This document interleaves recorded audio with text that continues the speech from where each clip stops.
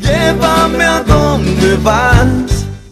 Pasando a otra información, tenemos que mencionar también que esta mañana se inició el juicio oral y público a Vilmar Neneco Acosta por el asesinato de Pablo Medina y su asistente Antonia Almada en octubre del 2014. Los abogados presentaron 2 incidentes nuevamente y frenaron por casi 1 hora la audiencia.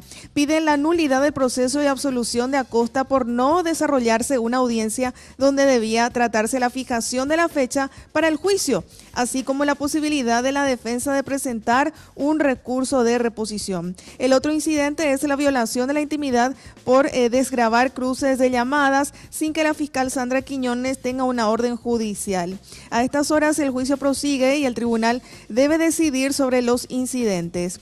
El juicio, como les decía, está en pleno desarrollo y la acusación prepara 42 testigos y la defensa prepara 5 testigos. Esto es lo que decían un poco más temprano al respecto.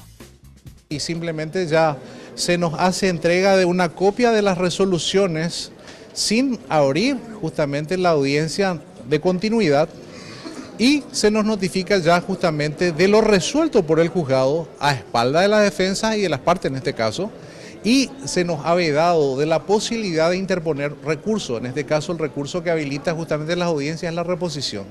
Y eso significa justamente una violación a los derechos, en este caso procesales.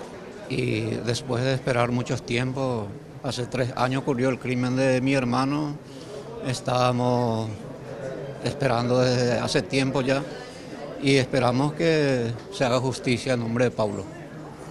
Y bueno, y esta información está aún en desarrollo, así que la vamos a estar ampliando hoy a las 17 horas en RG en vivo y también a las 21 horas en El Expreso.